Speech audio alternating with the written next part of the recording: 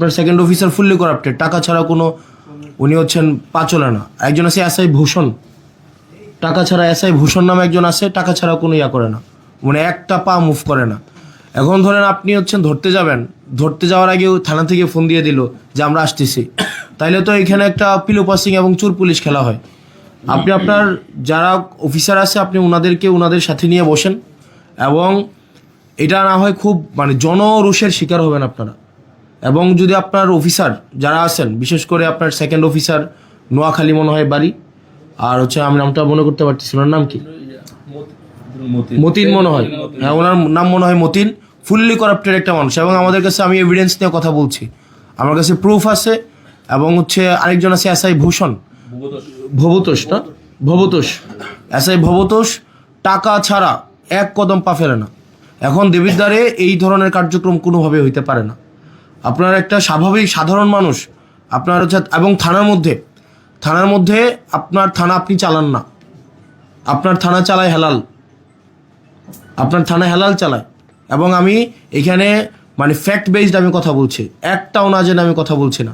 আপনার থানা চালায় হেলাল, হেলালের বাবা আগে চাকরি করতো, এখন হেলাল কোনো কোনো ইয়া থেকে আপনি আমাকে বলতে পারেন এই ধরনের কথা, তো ধরেন আপনাদের লিগ্যাল প্রসিজারে নাই, এটা নাই সেটা নাই, আপনাদের এই জায়গায় থানায় এগুলা জিনিসগুলো ঘটছে, প্রত্যেক দিন ঘটছে।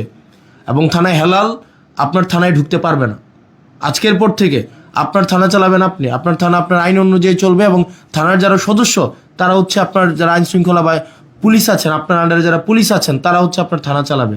এখন থানা যদি চালায় এমন জন যে পুলিশ না, যার হচ্ছে এখানে কোনো চাকরি নাই, সে যদি থানা চালায়, থানায় কোন মামলা রুজু হবে, কোন মামলা রুজু হবে না, কোনটা মামলা এজাহার ভুক্ত হবে, কোনটা এজাহার ভুক্ত হবে না, তারপরে হচ্ছে আপনি আমাকে বলতে পারেন যে না এগুলো হয় না, এগুলা উনার কাছ থেকে অ্যাপ্রুভাল নিয়ে, এটা মৌখিক একটা অ্যাপ্রুভাল নিয়ে তারপরে থানায় হচ্ছে ভুক্তভোগীরা যাইতে হয়।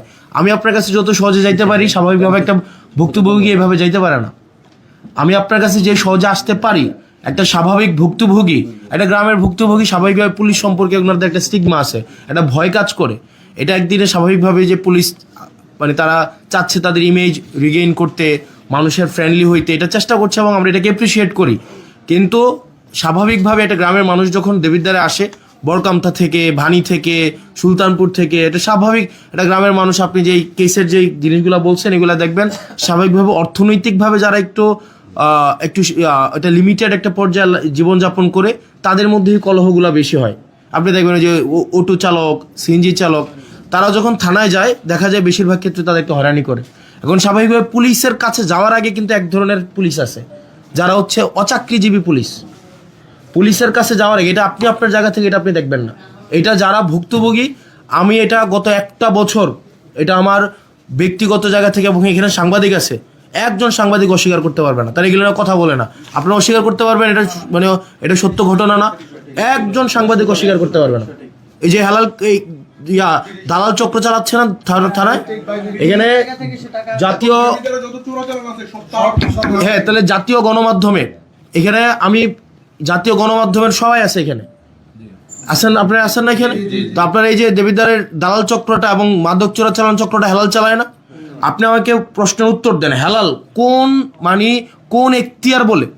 এই মিটিংয়ে যারা আছে প্রত্যেকের একটা নিজস্ব একটা এই মিটিংয়ে থাকার একটা ক্রাইটেরিয়া আছে, হেলাল কোন এখতিয়ার বলে আপনার চৌসীমানার মধ্যে থাকবে। এবং এই বিষয়ে আপনি সিরিয়াস অ্যাকশন নেবেন, এবং হচ্ছে থানাটাকে যেন দালাল আপনার কাছে যাইতে হইলে যেন স্বাভাবিক প্রক্রিয়া মেনটেন করে যেন আপনার কাছে পৌঁছাইতে পারে, এক্ষেত্রে যেন কোনো দালাল না থাকতে পারে, এক্ষেত্রে যেন কোনো একটা ইনফর্মাল কোনো সিন্ডিকেট এক্ষেত্রে যেন না থাকতে পারে। আপনার সাথে মানুষের সম্পর্ক হবে একদম ডিরেক্ট সম্পর্ক, যেটা লিগ্যাল সেই জায়গায় আপনি কোঅপারেট করবেন, যেটা ইলিগ্যাল সেক্ষেত্রে কারো কোঅপারেট করার আপনার প্রয়োজন নেই, আপনার জায়গা থেকে লিগ্যালি যেটা দরকার আপনি সেটা করবেন। সেক্ষেত্রে আপনার কাছে আমরা অনুরোধ করছি আমাদের জায়গা থেকে, দেবিদ্বারের প্রত্যেকটা মানুষের জায়গা থেকে, গত একটা বছর আমি আমার জায়গা থেকে আমি ইনভেস্টিগেট করেছি, আমি সাংবাদিকদের সাথে কথা বলেছি,